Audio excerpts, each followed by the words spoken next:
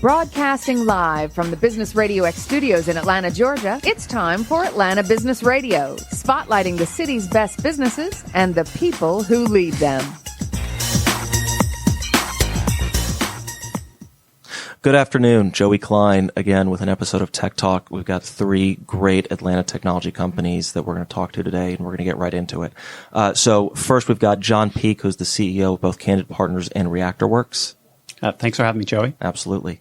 Next up, we're going to talk to Aleks Cardwell, who's product marketing at Smarp. Hey, Joey. Excited to be here.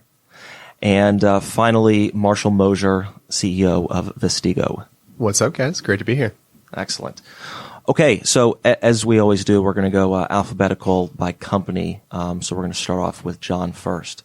So, John, you have the distinction of being the CEO of two companies. Mm-hmm. That's correct. Correct. So we're going to talk about kind of how that developed. I think the logical place to start is to discuss the general industry you're in, or your specialty at least, which is cloud computing. Yes, that's correct. So this is, I'm sure at this point that most people, even walking through an airport, see some sort of ad for some sort of cloud computing platform.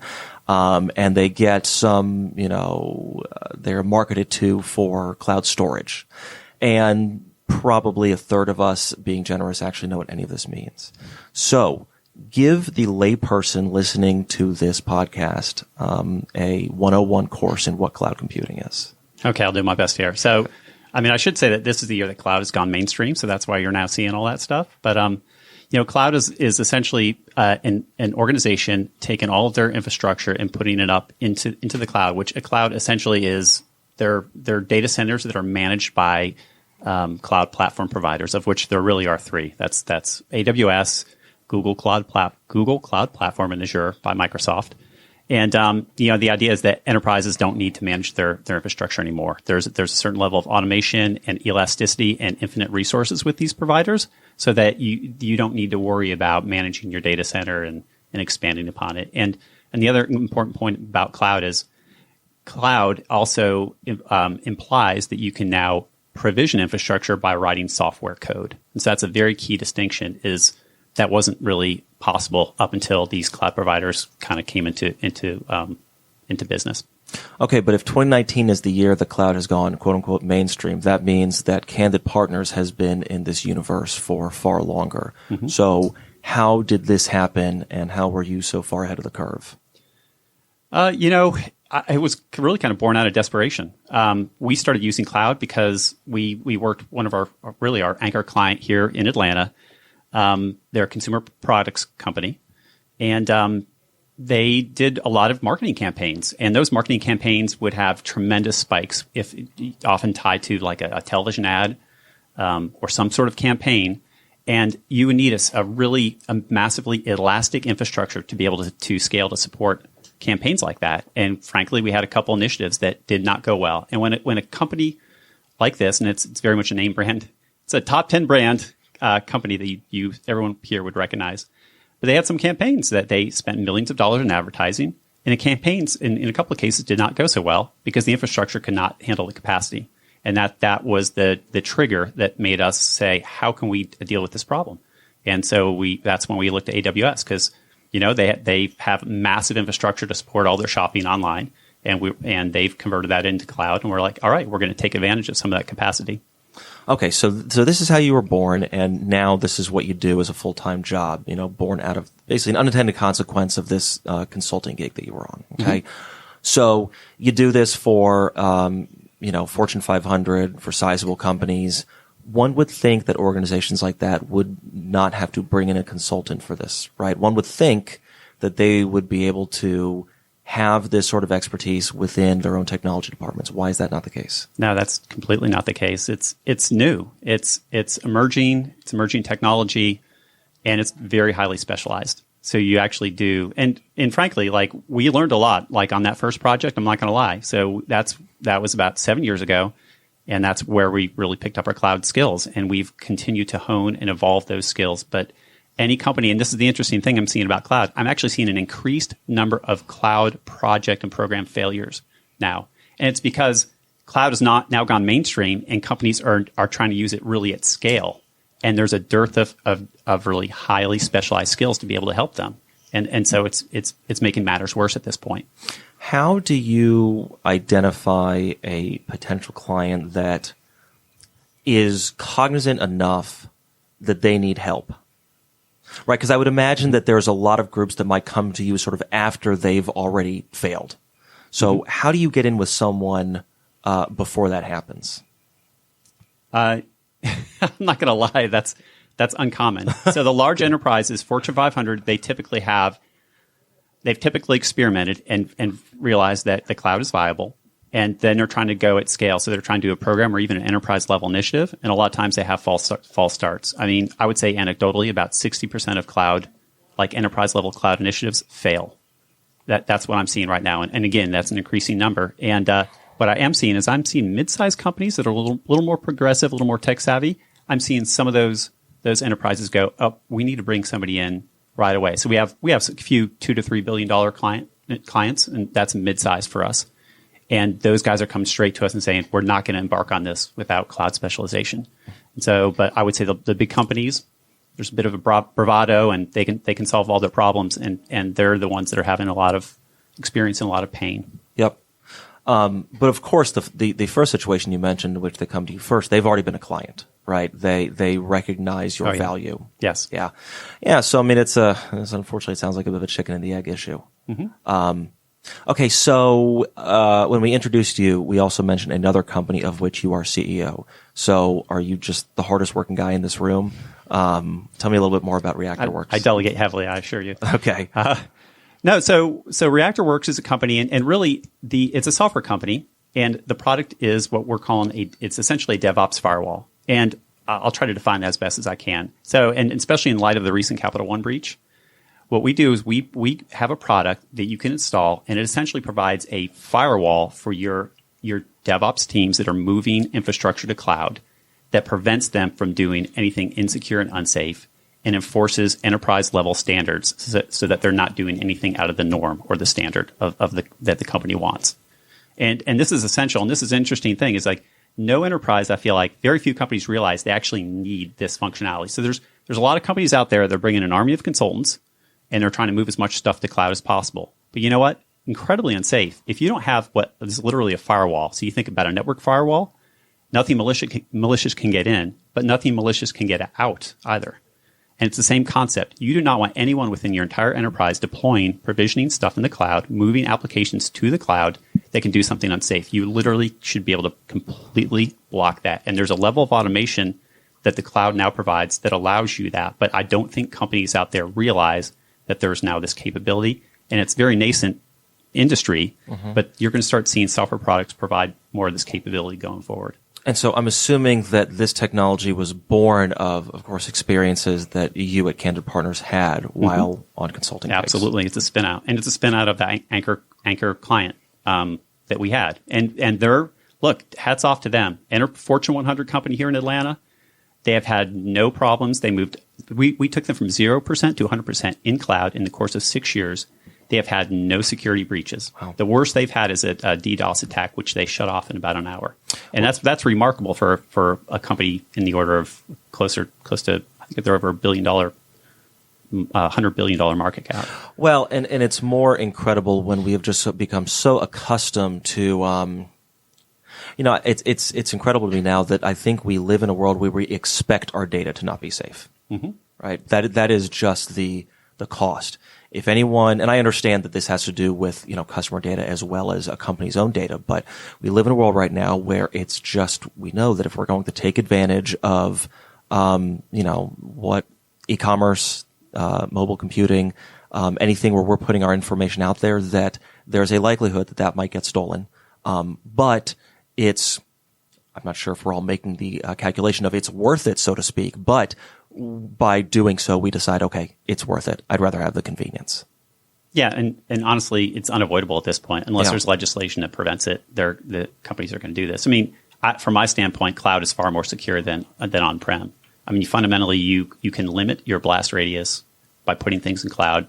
It's just the way things are architected. And so if there is a breach, it could be localized far better than the way companies have traditionally put data in the cloud. And the other important thing is that we've done analysis, and I would say 90% of the major breaches you've seen over the past couple of years are on-prem. So you think of Equifax versus Cap One. Yeah. Equifax is all on-prem, and there's far more of those than kind of the Cap One experience. Interesting. I imagine that's a pretty good case study for you guys to get out there with. Yeah. I mean, I don't think people realize it, so we do have to we have to educate people on that. So one of the things that I find interesting to discuss on the show, especially with entrepreneurs, is the culture that they have created. If you go on Glassdoor for Candid Partners, you guys have a 4.7 out of 5. And that's not just because you only have, one or two people who have gone on there to comment. You have a sizable number of folks who've gone on there to talk, really good things about Candid Partners. So why do people like working there so much?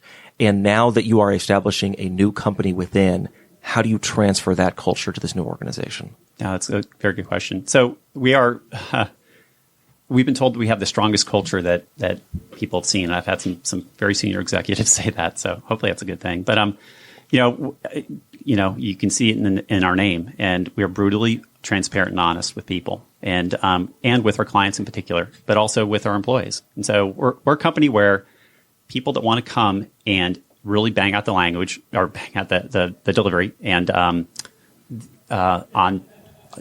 consulting, and they've been in the industry for a long time, so they don't want to be micromanaged.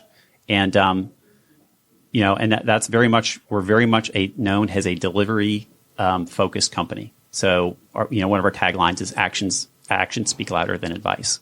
And so you got a lot of consulting companies out there that just want to hand you a PowerPoint deck. We deliver on a fixed price. We deliver very sophisticated software systems. That's what we do. And people love that. We've really developed a reputation for that.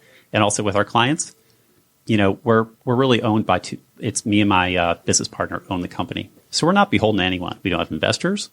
We're beholden to our clients and our employees. Mm-hmm. And so there's not a lot of other people that are demanding that we deliver a certain amount of revenue or profit, and that enables us to walk away from bad businesses. It enables us to tell our clients the truth, even if there could potentially be some sort of reprisal because they don't want to hear some of the things we have to say. But you know what? That's important to me. And that's why we built this company. It's like, I want to be as honest as possible with our clients. We're not the guys that you hire to keep their heads ducked down below the gunfire when things get ugly in an enterprise. And inevitably, with these kind of initiatives, you always have very painful political situations. And so we're the guys you bring in that are going to have those difficult discussions and broker those difficult discussions. And so, in talking about how Matter works, it was a carve out. So that culture, and both companies are located on the same floor, so they're sister companies, and they're complementary. They each sell the other's product. Mm-hmm. So I think that culture is just permeated both. I think just by virtue of the fact that it's a carve out, that culture has continued, and the managing partners. That this is you've met me. We've sat down and had a long conversation, so I'm pretty pointed and forthcoming about my opinions. Yeah, absolutely. And look, I think that is, no matter what business you're in, that honesty and candor, it might turn some people off, but frankly, those are people that you probably don't want to be doing business with anyway. It generally just makes the world run a little bit easier when you can get straight to the point. And, look, the best friends that you have in the world are the ones who are honest with you. And I think that goes the same for a client partner. Mm-hmm. Yeah, and it's a very specific culture fit, and not everyone. Frankly, a lot of people aren't a great fit. Like, my expectation is people stand up and put themselves forth and speak honestly and openly with client and be proactive. Mm-hmm. So, and that takes a certain kind of person. Well, but I think it also probably does a lot to boost morale inside, because I think what a lot of people experience are that they are beholden to someone else's view, beholden to someone else's schedule, and don't really have a voice of their own. I think it can be very freeing to have that autonomy to speak your mind, even if you're not the head of the company. Well, they feel empowered to say what needs to be said, and I've got their back. Yeah. The management has their back, and that's absolutely true. And it's very liberating for that kind of person. It's very liberating, and we've gotten at this point a lot of cachet in the Atlanta area. So we're the place you can go and bang out your work and not have to deal with too much politics. You can be honest about where things stand, and some very, very technically savvy people are really now kind of gravitating toward towards our company, which is great. Well, so let's talk about Atlanta. At the end of the day, this show is somewhat of my business love letter to Atlanta, and all that we are doing right and some things that we're doing wrong. But you guys are located right across from Tech Square. Now, Tech Square has gone through an evolution since you've been there, and certainly since I've been in this city. But is that coincidence? Do you guys just like Midtown and you happen to be across from Georgia Tech, or is there a strategic reason why you're across from that campus? I'd love to say the latter, but it's just dumb luck. It really is. And, in being in the Biltmore, since inception, we started 7 years ago on Candid Partners, and Matter just started last year. But since Candid started, I would say that there's 15 major skyscrapers that have gone up in about 5 blocks of us. So it's great to see happening. And I'm loving that Midtown is becoming almost like a tech central place in Atlanta. It's really helped us. It is pretty incredible. I lived in Midtown about 8 years ago, and would consistently pass by just vacant parking lot after vacant parking lot, and now it is unrecognizable in the best way possible. Okay, so you are you're now ReactorWorks the company, and Matter is the piece of technology. That is correct. Okay, so are you in the process where you are staffing up this new venture, or are you taking people who have kind of shown that they can transition roles from Candid Partners to ReactorWorks? Both? Yeah, well, a little bit of both, to be honest. I mean, the original tech team came out of there, but we need to build a more extensive sales organization and a product development organization. Really, I should call them functions. Yep. And we need to expand those functions. And that is going to be the focus for the next 12 months. Okay. So that is why you, of course, now you are extremely focused on that. Now, calling yourself the CEO of ReactorWorks as well. That's correct. Yeah. Okay. What else should we talk about? So, I'm interested as to how you get kind of classified as an official cloud partner, for platforms like AWS. Is there some sort, because obviously that is a pedigree that you use to go out and get more work from your current clients, get new clients. So is there an evaluation process? How does that work? Yeah, I mean, there's partner levels, and both on a consulting and product side. And so we've gone through that process. We're an advanced partner with AWS, and I don't remember the specific terms for the other platforms, but we're partners with all 3 major cloud platform providers. And honestly, we had invested pretty heavily in that about 2.5 years ago. So it basically endorses you in a certain level. But the way we're fairly unique as a company in that we do business development directly with very large enterprises. And we haven't found that the partner relationship is really driving sales for either companies. Really? Which is interesting, because they kind of pitch, hey, you become a partner and you go through this kind of these different partner levels, and we're going to give you all these great opportunities.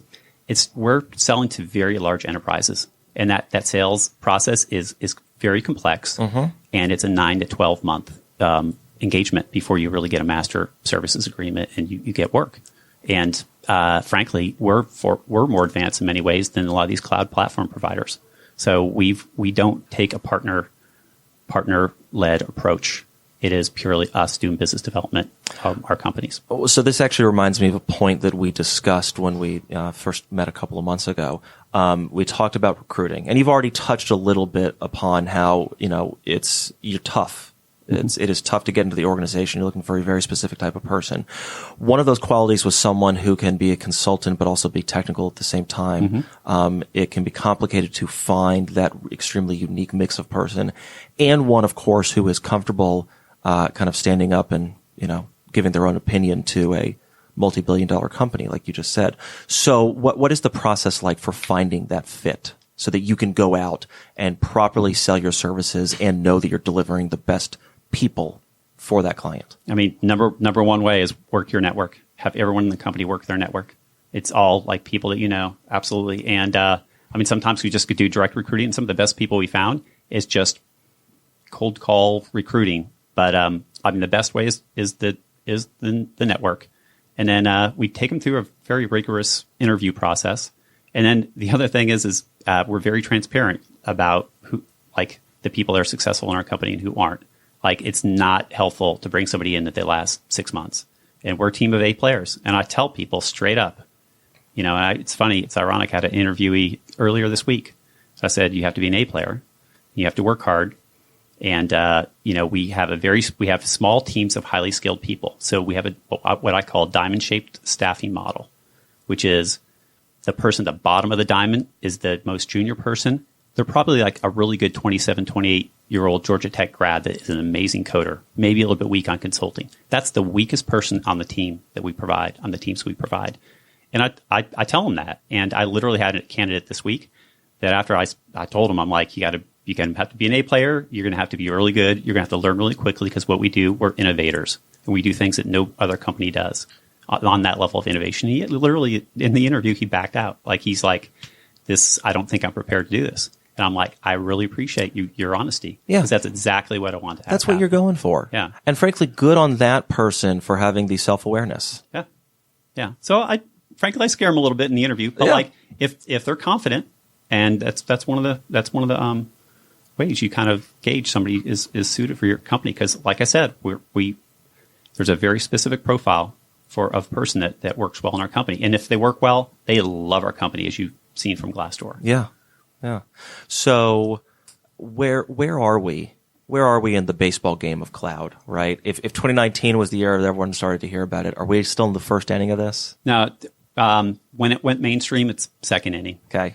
But, I had an interesting discussion with Gartner at reInvent, the AWS conference. And he said that just what's being spent right now is basically 10% of what ultimately is going to be spent, or going to be spent in about 5 years. So it's very, very early stage. Interesting. Yeah, I mean, that obviously means a ton of opportunity. And it sounds like this is something that you've seen for a long time, and now it's kind of finally coming to, well, not necessarily coming to fruition because you have certainly been doing well, but the larger market in general is starting to take notice. Oh, yeah. It's this is going to be one of those major transformations. It's like, it's like the advent of the internet almost. I mean, it's going to be let me put it this way. It's going to be once in a generation type transformation for enterprises from a technology standpoint.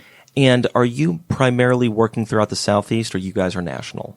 Interesting question. We had been very Atlanta focused up until last year, and then we started getting Southeast, and now literally in the past couple of months, we have opportunities nationally, and it's just interesting. It's really picking up.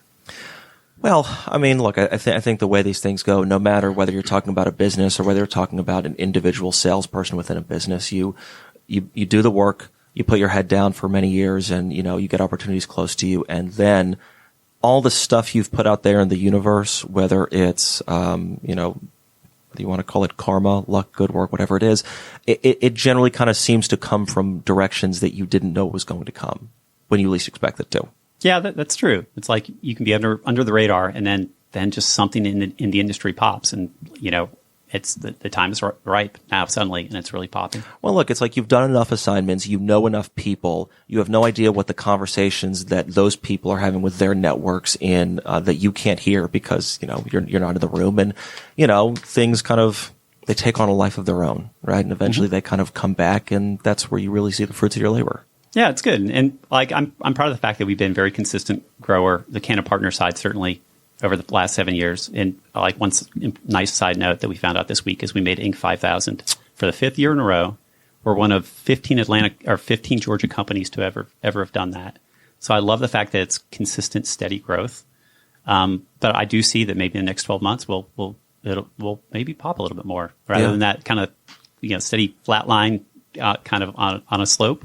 Maybe we'll get a good bit of a spike. We'll see. Well, I'm glad we got that on tape. Congratulations again. Shameless plug. That's what this is for, right? All right. So if someone is listening to this and they're wondering if your services can be of use, what would you tell them on what they should be looking for why they should call Candid Partners, ReactorWorks, Matter, all the above? Honestly, if they're trying to do any kind of strategic program or enterprise level cloud initiative, that's what we do, both companies. And they're very complementary products. So you're going to need specialization from a services standpoint to be able to get there. And then, there's Matter is basically already established and proven existing software that provides that DevOps firewall so that on day one, when you start your cloud initiative, nobody's going to do anything dangerous that's going to cause like a breach that has a $100 million impact or similar like that. So, both those pieces are necessary for you to be successful. Okay. And if they want to take the next step of getting in contact with you, how do they do that? You can go to candidpartners.com and there's contact information on that site, or for Matter, it's matter.cloud. Okay, fantastic. John, thanks a lot for coming by. All right, thanks a lot, Joey. Okay, Aleks, we are moving on. How are you doing today, my friend? I'm good. Enjoying. Never been to this part of Atlanta yet, so exciting. So, Aleks is a newbie to the city. You've been here 3 weeks, is that right? Just about 3 weeks, yeah. Coming up on, actually, I think 3 weeks and 2 days, maybe. So, yeah, still very new to the city. Every new day is a special one in which you discover something new about the city, right? Oh yeah, absolutely. I love just kind of. I live in Midtown, so I love kind of walking up to Piedmont Park, going up and down the Belt Line, just discovering new things. So love it. Fun. Urban Explorer. Oh yes. Okay, so we're going to talk about how you ended up in Atlanta, but first let's take a step back and we're going to talk about Smarp. Okay, which is spelled for everyone listening out there: S like Sam, M like Mary, ARP like Paul. If you want to. Google it by chance. Okay, so, you can go on your website and, look at headlines that, have inside and outside communications from different employees.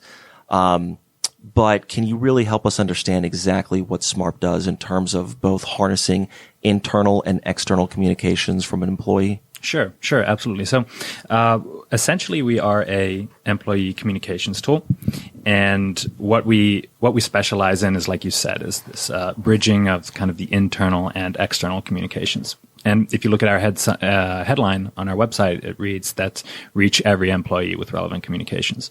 So, the way we do that in our kind of philosophy to communication is, if you think about the way we communicate in our personal lives, it's changed. It's changed a lot. So whereas we used to have to go out and kind of look for information, now information tends to find us. If you think about any major newsworthy thing that happened in the last few years, most likely you didn't go out and find that information or that piece of news. Maybe your news app buzzed, maybe somebody messaged you on Facebook or whatever other communications channel you're using. So information really tends to find us. But that hasn't really translated to our professional lives just yet. We're still stuck in kind of using a lot of email. We're using a lot of intranets. I think a lot of companies are now starting to bring in chat, so tools like Slack and whatnot, that are helping kind of ease that pain. But we're still relying heavily on tools that were basically developed in the 70s, 80s, 90s to solve communications issues that are inherently modern and kind of pertain to how we communicate these days. So what we try to do is, instead of you having to go dig through your emails, you having to dig through your intranet or some kind of filing system for relevant pieces of content or learning materials or whatever, we bring that to you. So we basically try to make it so that you get the information you need to be successful at your job before you even know you need it. And this is valuable to an organization because it lessens the friction of employees going to search for valuable information on their own. Right. I would imagine, you're working for a large Fortune 500, you're sitting there and you're wondering anything from where can I find information on benefits to where can I find information on leadership development programs within the company. Let's say you've been there for 3 months. You have no idea where to start and where to go. Yeah, exactly. So on average, I can't remember the source of this research, but on average, the average knowledge worker spends about 2.5 hours a day searching for information. If you add that up, that's over a day a week, or that's about a week every month, and you start bleeding out valuable resources that people are spending on searching for information. So what we try to do is and we kind of, the way Smarp works is we take what we know about you as an employee. So, for example, your role, your department, your location, even the languages you speak, and we take what we know about the content. So, is it a blog? Is it a job opening? Is it the quarterly business results? Is it, a personnel update? And we feed all of that through Smarp and what comes out is just a feed of relevant information. So, you can easily, what we like to say is, at least for all of our employees and all of the companies that use our tool, is like best practices to once you come into work in the morning, you kind of open Smarp. You have a fresh feed of all the relevant things that have happened in the last 24 hours or so, and you're instantly up to date. So that's really the principle. Okay, so is the Smarp, okay, let's say that we're using this at JLL, okay? So as a broker, is the Smarp that I see when I open my computer every morning different than someone who's in accounting? Yes, absolutely. So, and there's a few ways we do this. So typically when we start a new project with a client, what we can do is you're probably using some kind of user management tool, whether that's Active Directory, whether you're using Google or some other kind of system. We can plug into that, pull out all the information and all the attributes you have on your employees, and kind of feed them through Smarp and build like an intelligent distribution system. So the way the principle in which Smarp works is we have channels. So say we can have our marketing channel, we have our sales channel, but then we have our Helsinki of interest channel, or our Atlanta meeting recordings channel, or something like that. So we can take what we know about the employees and we feed them through we write a simple script for it that puts people into the correct channels. And then that, say, the meeting recording for our last strategy project, I put it into the strategy team channel, I put it into the meeting recordings channel, and then I know that everybody that needs to see that is going to see that piece of information. Okay, so clearly it can be used for internal communication. What about external communication? Right. Yeah, that's a great question. So basically the way, and maybe for a little bit of context here, the way Smarp initially took off was we operated in a space called employee advocacy.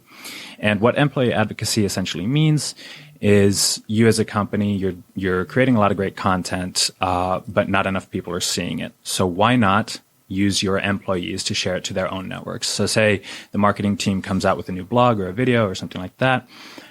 Typically, depending on the company, of course, but your employees will have on average 10 times broader network on social than you as a company. So now, rather than sharing it, well, of course, you should share it on your company channel. So say your corporate LinkedIn account that has, say, 10,000 followers, that's great. That's 10,000 eyeballs you might get on the content. But now you take your 10,000 employees, each of them has on average, 900 contacts. You can get, even if you only get like a third of those to share it, that's still a way broader reach. And,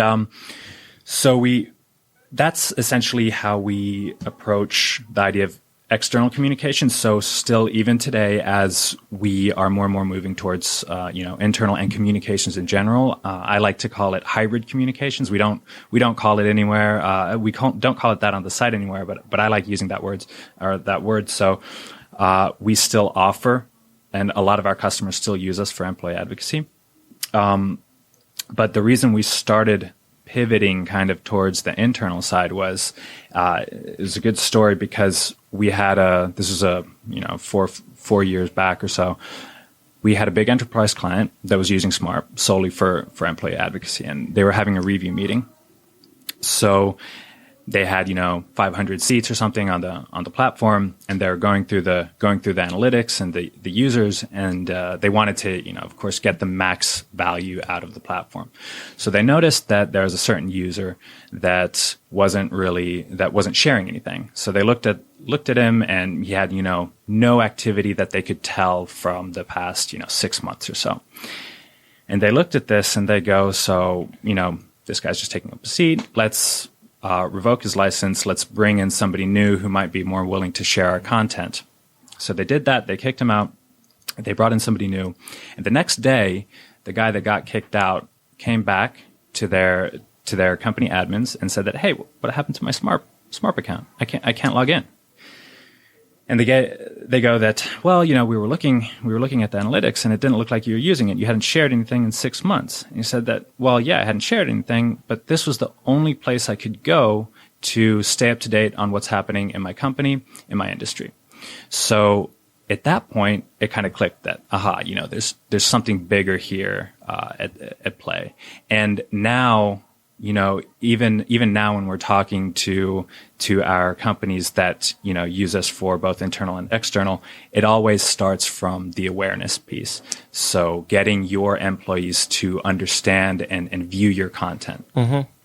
Interesting. So this is kind of bringing together everything from marketing pieces, industry knowledge, directories, contacts, anything that anyone who works at, an organization of size, has some trouble with. One of the things that we discussed when we first met was institutional knowledge. And how when you have a company of, let's call it 10 or 15 people, you have original players, you have a lot of institutional knowledge that is housed within those people. Sure. And that stuff from the early stages of a company is really gold. As you have people leave or as your organization just grows bigger, the institutional knowledge either leaves the organization or it doesn't get codified for new people. And so, it sounds like the Smarp solution is trying to solve this issue amongst others. Yes, definitely. So yeah, that was a good discussion we had and it's actually, if you think about it, I don't know what the exact, number, the number is probably different for each organization, but once you grow past a certain size, employee wise, I think, maybe 75, maybe 100, you start having people whose job it is to just know things. And now, because in the beginning, when you're 10, 15, 20 people, it's easy to have everybody kind of know a little bit of everything. Everybody's doing a little marketing, everybody's doing a little sales, everybody's, helping out in a lot of areas. But once you grow past a certain stage, you can't expect that from people anymore. So now that's when you really need a tool to help connect even individuals within the company with the correct people. So now I can give an example. Maybe I produce a lot of our sales enablement content for the company, and I share all that on Smarp.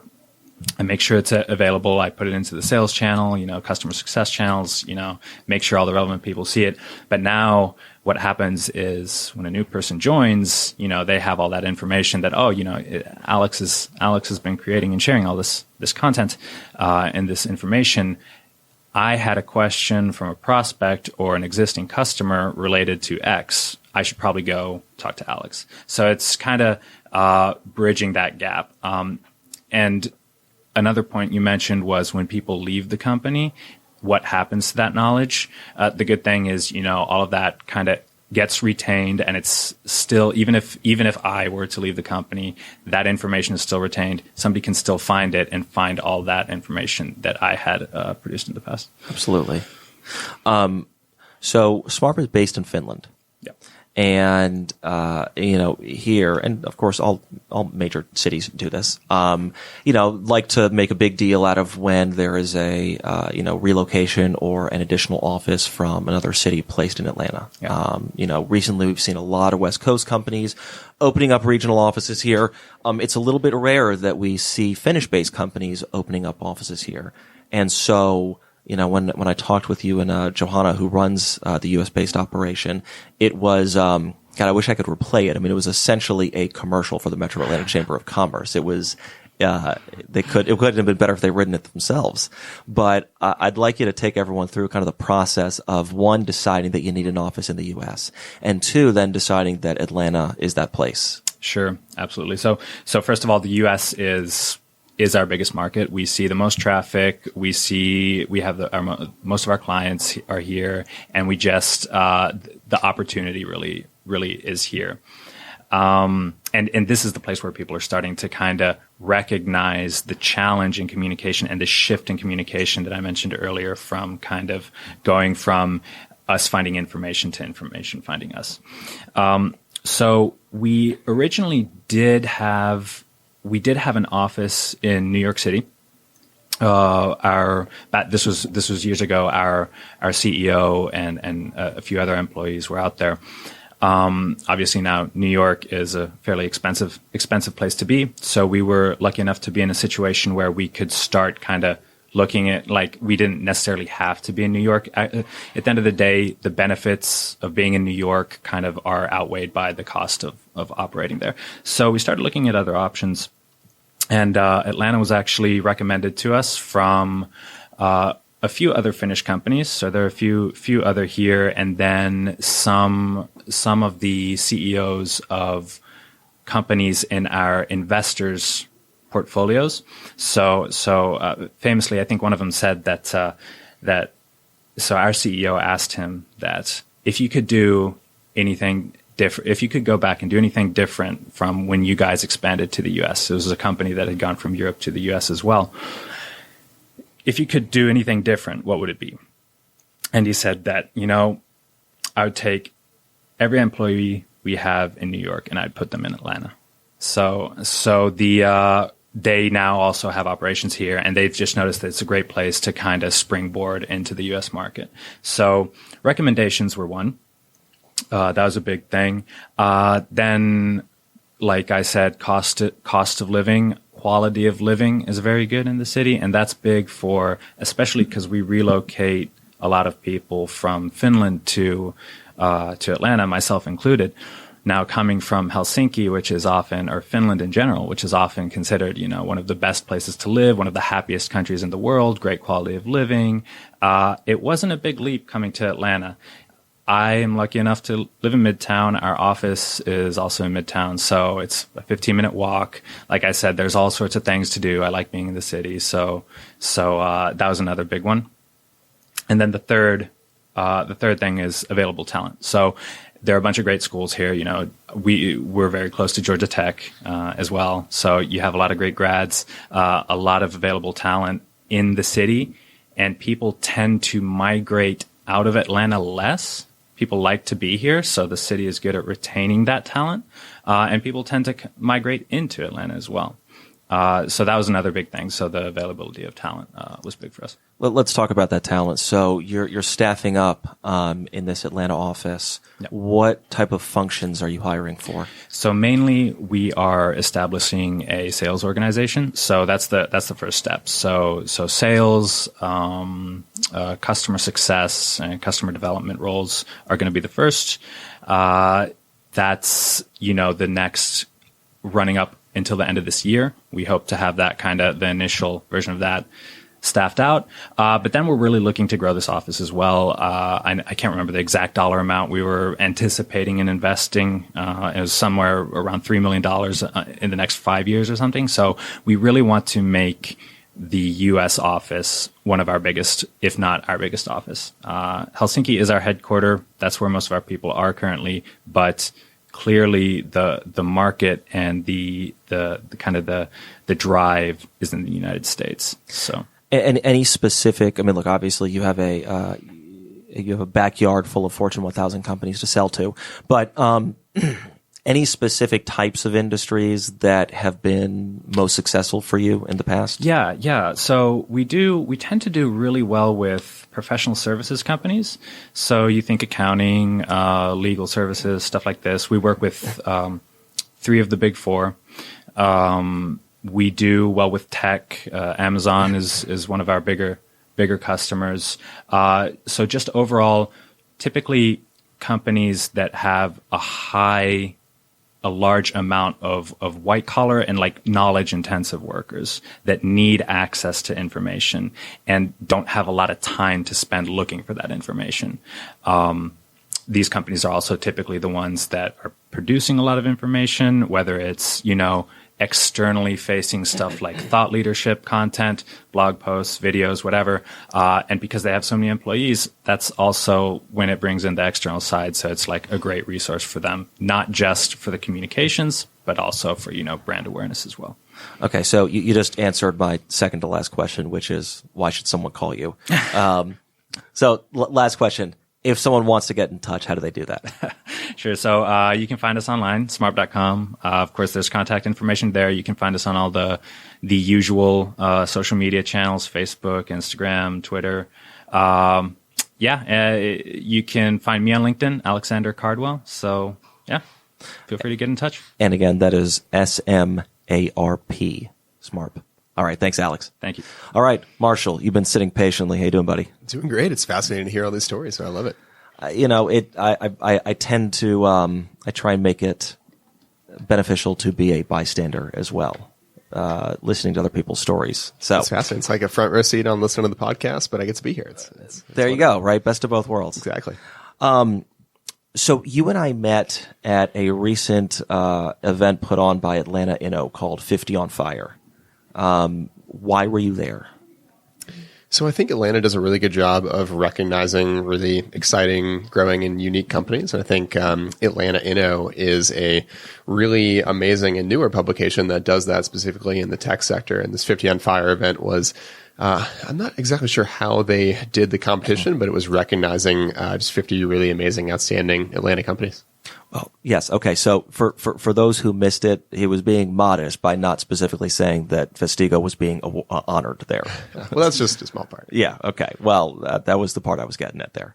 Okay. So you've been recognized by the Atlanta Inno organization, and they had different categories there. Okay, and you've got a little bit of a non-traditional business, certainly rooted in kind of team building and consulting. But tell me a little bit more about what Vestig does. Yeah, for sure. I'd say it's a non-traditional approach to a problem that almost every company has. But Okay, definitely, well said. Definitely different in terms of our take on it. So my background is in public health. I graduated from the University of Georgia when I go to med school. Realized that medicine wasn't exactly the route for me, but I was really passionate about helping people live a more active and healthy lifestyle. And my campus job at the time was actually as a guide for the outdoor rec program, where we'd guide students on all kinds of really amazing outdoor experiences for the first time. And I got to see this firsthand effect that outdoor experiences, outdoor recreation had on individuals, especially from a public health standpoint. And I wanted to create a way to make those experiences more accessible. So when we first originally got started, we were a bit different from what we are now, but we built Airbnb experiences before Airbnb experiences built it. It's sort of the best way to describe it now that everyone knows what that is. So that came out about 2 years after we got started. And of course, we didn't want to compete with Airbnb. And it was a bit difficult for a first-time founder to build a B2C platform company. And if anyone doesn't know what Airbnb experiences we were creating ways to access local guides for any kind of outdoor recreation specific experience. So you could find a kayaking guide, a climbing guide, or even someone just take you on a hike. So from there, we pivoted a little bit away from the B2C side, started working with companies to use those experiences to create a more impactful type of team and culture building activity that actually got to the core root of what creates a powerful human connection between individuals. It's not sitting next to someone at a Braves game and having a surface level conversation you might have in the office at lunch. It's actually getting in a new environment that's challenging, that's different, and overcoming that environment that might be something that's a bit intimidating together with your peers, and admitting about the fact that it is maybe a little scary, it's a little tough. So we started using all these kinds of really amazing outdoor recreation experiences for team and culture building, and have since then expanded far past the actual experience to really create this cultural innovation building program for companies, where we'll have both the outdoor experience that factors into their goals and values as a company, but also we'll come into the office and have these really amazing both outdoor adventure experts and leadership development facilitators talk through how the actual experience made an impact in their ability to give a pitch in front of the CEO in the boardroom, which might also be extremely scary, to tackle some type of intimidating environment in the office and better overcome those perceived limits. Okay, so the visual I have is like Tony Robbins in the woods. All right. So how far off am I? It's got not too far off. Actually, really? Sort of that applied to company culture with the goal of making your company employees more innovative and creative. Okay, well, so I think when a lot of people might think of a team building exercise, they think of something cheesy like a trust fall, or like a super easy little ropes course. Okay, so how do you go in and specifically get to know a culture and design a program for that culture? Yeah, that's a great question. So our trust falls are 100-foot rappels off cliffs and things like that. A little bit different from the typical trust fall. But you're right. The first step is very specific to the companies we work with. So every company has that base need to create a culture of innovation and to empower people to constantly have the mindset of challenging themselves, being comfortable with being uncomfortable. And that's the culture that innovative products and innovative processes will come out of. So that's kind of the base layer of everything that we do in all experiences. But of course, every company has their own goals, their own core values. And we try to use the experience as a way to emphasize those goals or values. So the first step is we really dive into what are your core values as a company? What are some of the big problems that you have, some of the big opportunities that are coming up? And then we take that knowledge that we gain from those first initial discovery meetings and we create a series of experiences that best emphasize those goals and values from a physical experiential standpoint, where we actually make very powerful analogies between the actual experience and those goals themselves. So like, for instance, to give you an example, one of the experiences we do is a intro whitewater kayaking experience on the Metro Hooch. So it's right at the intersection of 75 and 85, not too far away. You can get there. Most Atlanta companies can get there in 20 minutes. And that's actually the section of water that the 1996 Olympic paddlers trained on for the Olympics. Oh. Nothing crazy. There's no waterfalls there, but it's enough to practice the fundamentals of whitewater kayaking. And we'll put people in two-person inflatable kayaks where they have to work together as a team to navigate the changing environment. So, of course, if their core value or one of their goals was, for instance, don't be afraid of change or seek out change. Then, of course, the river and the current is always moving, changing in different ways. And we'll teach people how to navigate that change and use that to their advantage. So, for instance, in whitewater kayaking, there might be a rock in front of you, and that rock might look like an obstacle. But in reality, at the back end of the rock, it blocks the flow and is a nice, calm pool of water that you can actually get to and use as an opportunity to reset and tackle the flow from a new perspective, from a new angle. So we'll make all these analogies between the experience and the actual goal we want to emphasize so that it really sticks in people's heads and they can actually practice that with someone else. Okay, so that is a very specific Atlanta example. And obviously right now, as a young company, I'm sure you're taking advantage of a lot of opportunities in your own backyard of Atlanta. It sort of relies on, someone being there to present this, right? This is not really a virtual capability, although I do want to talk about virtual reality with you, okay? So as you grow outside of Atlanta, how do you still kind of keep that human touch? Is it you've got to have bodies on the ground in any market? You got to have people who really know those sort of activities. How do you do that outside of the Metro Atlanta area? That's a really great question.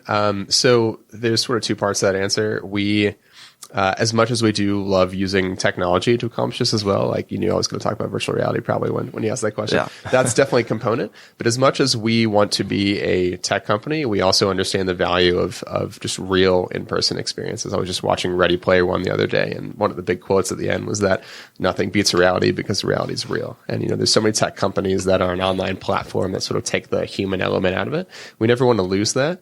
So one of the core pieces of what we're doing is that there are so many amazing experiences within driving distance of practically every city in America and across the world. We can always leverage those local experiences to create these really powerful local experiences using local guides that are in the area. And of course, we really make a lot of effort to make sure that the guides who are leading our experiences are trained just as much in the facilitation and the leadership development training side of things as they are in the outdoor recreation side. But there's always going to be amazing people locally that know those spots, know how to facilitate those experiences, and can make sure that the in-person experiences are still really powerful. But then, of course, we also are factoring in a lot of ways we can use technology to have experiences that anyone can participate in, regardless of whether your employees are in Atlanta or not. So, for instance, you could take part of your team from Helsinki and the team here in Atlanta and actually both do something together virtually through some virtual reality experiences, which is really a fascinating time to start doing that now, because if anyone follows virtual reality who's listening, Facebook owns Oculus. Oculus just released the Oculus Quest, which is the first mobile headset that allows you to move around in three-dimensional space without being tethered to a computer.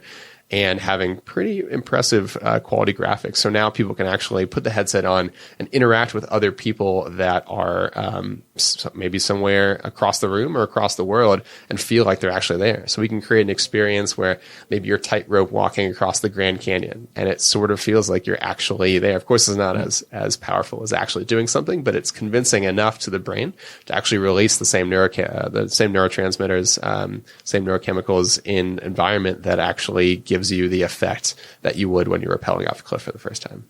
So when you meet with you have described some very serious, intense activities, okay? And I can imagine a group of people in, let's say your large company, you're dealing with the marketing department, okay? I can imagine half the people who would say, hell yeah, let's do this. And I can imagine, there'd be maybe 20% of people that say, I'm really not comfortable with this whatsoever. But obviously you want everyone to bond. You want everyone, the whole point is that it's not a clique of people, right? Everyone is getting to know each other. How do you bridge that gap between doing something intense and powerful, but also, keeping people's comfort levels in thought? Yeah, no, that's a great question. You have to have psychologically for what we do to really make a difference. Because of course we're training people to be comfortable with navigating unknown and unique environments, comfortable with change essentially. And a lot of people are not comfortable with change or comfortable getting outside of their comfort zone. And that's okay. We want to try to create environments that allow everyone to progress at their own level. So the virtual reality is actually a really great way for someone that maybe, of course, we have a range of different intensities in terms of the experiences we do. Whitewater kayaking could be more in the middle, but something as simple as, a mile hike is very accessible. Even if someone doesn't necessarily want to sign up for a physical experience, the virtual reality experiences can be a really great way to get started. They don't necessarily even have to be, adventure related. Of course, there's a lot of research in terms of why adventure sports actually are the most effective, efficient, and fastest way to get to the headspace you need to have those types of kind of revelations that allow you to be more innovative and creative. But something as simple as like one of our virtual reality experiences is two teams working together to defuse this bomb in a time limit, and the bomb is obviously a virtual bomb. So the person that's in the virtual reality headset has to describe, okay, there's a blue wire and a green wire and a red wire, and then the other group has to say, okay, well, based on the configurations of those wires, you cut this one. If you do the wrong thing, you lose, and it's a lot of teamwork, but because there's intense, James Bond music in the background and the timer's counting down, it makes you have the same kind of emotional response as something that might be adventure related, even though it has nothing to do with outdoor adventure. So it's more of the mindset of practicing getting outside of your comfort zone. That's important. When I hear you talk about this, I hear a lot of organizational psychology coming through. Now, it's not like you have a PhD in organizational psychology, but clearly a major in it. Well, okay. So I was going to say, clearly you are well versed in it and take a lot of those lessons into the core of the company. Absolutely, we do. Okay, so one other thing that I think is very exciting is you guys have a podcast. We do, yeah. I always love coming out of the podcast because I think it's fascinating to see how other people do it. Yeah, we host a podcast called Inside the Adventure where we interview a lot of the people who've actually since then helped come and actually facilitate some of our experiences. But we'll interview anyone who's done something really remarkable in the outdoor adventure travel space. They could be someone who's founded an outdoor company. So we have actually a lot of really amazing business leaders like the founder of Osprey and the VP of Patagonia have come on our show. But then we also have amazing athletes such as the 1996 Olympic gold medalist for whitewater paddling. Joe Jacoby was our very first guest. He actually leads that section, the segment that we do on the Metro Hooch, and all of these amazing people that specifically talk about how they had to have a particular mindset to accomplish these amazing goals that they had. And those mindsets are actually what we're trying to help to instill in the companies we work with. So there's a big connection between the podcast and our content, what we do on the experience, where we'll actually have people listen to particular podcast episodes to hear the stories of particular people that are relevant to the activity we're about to do. And then some of those podcast guests will actually come help us facilitate those experiences. That is very cool. All right. So, and I can vouch for this. I've listened to the podcast and these people are just as badass as you could ever imagine. They're amazing. Yeah. Okay. So it is called Inside the Adventure. Anyone listening to this, once you're done listening to our show, you go to your podcast app and type in Inside the Adventure. You guys have a ton of episodes, like 75 or something? Yeah. So we did 75 for season 1, and we're actually launching season 2 in 2 weeks, I believe, from now. Have you found it, so you've used it as sort of a, I guess, training or preparation mechanism for those who are going to use Vestigo services. Have you found it helpful from a marketing perspective? It's been okay from a marketing perspective. I think the real benefit has been a really amazing way to just get in touch with really incredible people that I selfishly just really want to have a conversation with. Yeah. Of course, personally, I love anything to do with outdoor recreation sports. And these are the leading people in every single sport that you'd ever hear of. Anything from ski base jumping to something more conventional like scuba diving or mountain biking. There's the leaders in all these incredible sports that are really pushing it to the limits. And I personally just love having these amazing conversations. But we use it really strategically as a way to kind of have that really inspirational content that we can deliver before and after our experiences, so that the people that are coming on our experiences before they come on them can actually get in the right mindset, and then afterwards can use their experience to relate to what the guest is actually saying on the episode. But in terms of a marketing perspective, it's been decent, not super great, but of course wasn't really our initial aim with it. But yeah, it'd be a nice little externality if it was. But exactly. Are you primarily sort of, when you're selling your services, are you primarily going into a company through HR? We usually actually start a little bit higher up. So because the main focus of what we do is based around creating a culture of innovation, that innovation is the real key piece. Of course, we definitely will work with HR and the chief people officer, whose job is culture. But when it comes to the innovation component, a lot of the feedback we've gotten from the COO or the CEO or the leadership of a company is that finding ways to make their employees more innovative, more willing to get outside their comfort zone, try something new, in the hopes that it will help differentiate them and set them apart from the old way of thinking about things. That's kind of the main problem that we hear from higher up. So we try to work initially with the CEO or the COO, and then have HR kind of be our partner in facilitating it. But a lot of times if we start directly with HR, then sort of the goal of what we do to get people outside of their comfort zone using experiences like this sometimes scares HR away if we just start there. Yeah. But it depends. I could see that. Okay, so C-suite executives, if you're listening and you want your employees to have a great team building experience that lasts, Marshall, how can they get a hold of you at Vestigo? Yeah, if you just Google Vestigo, Vestigo, you'll find us. Vestigo.co is our URL. You can always reach out to us on LinkedIn, Marshall Mosher on LinkedIn, or Instagram or Facebook. Send us a carrier pigeon, whatever works best. Great. All right, guys. To everyone who joined, thank you so much, and we'll see you next time. Thank you.